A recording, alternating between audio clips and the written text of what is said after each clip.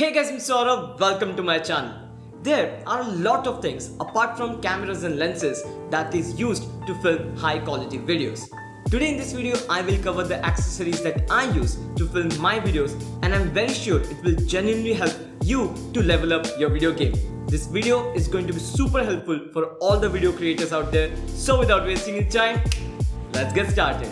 The first one is an external recorder. I recently invested in an external recorder by Atomos. This is the Ninja 5. It might look like just an external monitor, but this is more than that. This is a video capture device. The video is recorded in the SSD connected to it. The question is, if your camera can record videos internally, why would you use an external recorder and record the videos externally? The final video that you get in camera is in compressed format.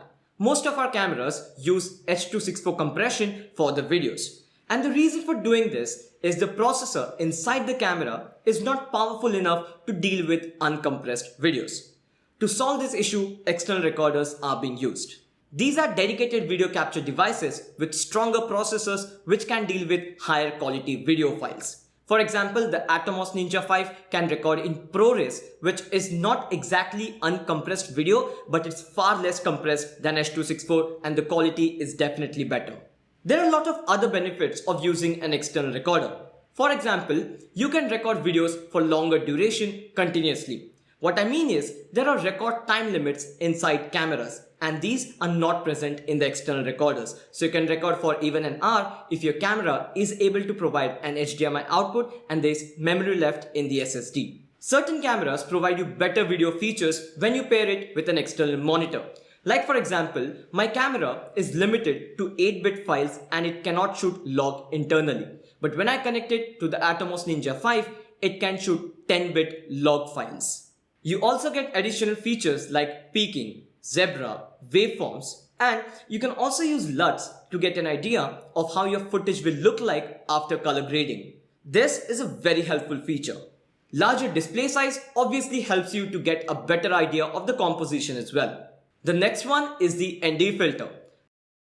This is probably the cheapest option in the list, but one of the most important things that a filmmaker must carry. If you're familiar with camera settings for videos, you know that the shutter speed should be twice the FPS. For example, I'm recording at 30 FPS, my shutter speed should be 1/60th of a second. The issue is when you're shooting in daylight, there's too much of light, and on top of that, if you're using wider aperture, the video will be overexposed.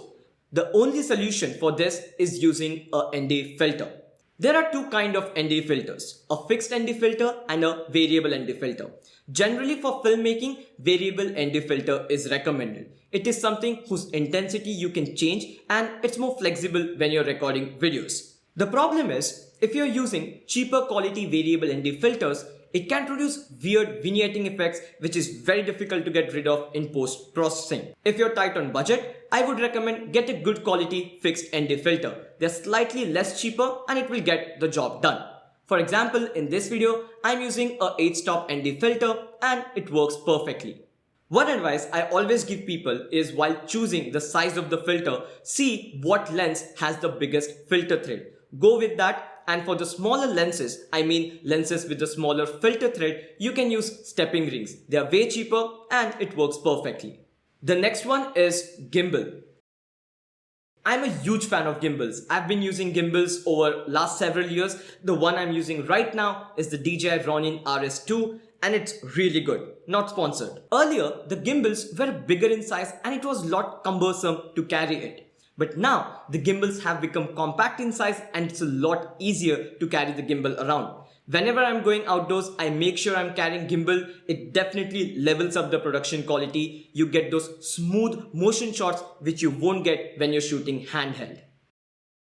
Doesn't matter if you're using a phone, if you're using an action camera, DSLR, mirrorless camera, a gimbal is a very good investment. I also use gimbal as a fluid head by attaching it to the tripod, and the great part is, I can control the movement through my phone, which makes it very easy to get smooth shots because I'm not touching my camera. While purchasing a gimbal, make sure the gimbal is compact in size and the payload is enough, otherwise you probably won't use it. Gimbal nowadays are very easy to use. Even if you're a complete beginner, you will still be able to use gimbal and create better shots. And with a bit of practice, you will be a lot better in few weeks. If you're into filmmaking and you don't own a gimbal, I would definitely recommend getting one. The last one for today is external source of light. This is something a lot of beginners take granted for. I can't explain how important lighting is.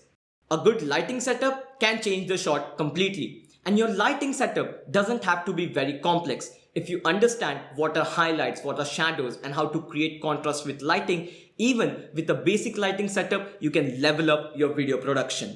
If you're confused about what kind of lights should you get, I would recommend get something that can be diffused. If you have a soft diffused light source, it looks way more natural and professional. I'm using the Aperture 300D Mark II with the Light Dome 2, which diffuses the light nicely, and now I have a bright soft light source. I generally prefer lights with neutral color temperature, something like 5600 Kelvin, unless and until I'm specifically going for a warmer or a cooler look. I like to have a neutral look and then I can color grade it according to my liking. I can't stress enough how important lighting is. As a photographer, as a filmmaker, you have to invest time, you have to put efforts to learn lighting, and it will definitely be worth it. That's it from this video, guys. I hope you liked the video. If you did, press the like button. New to the channel, subscribe to the channel for more such content, and I'll talk to you guys in the next one. Bye.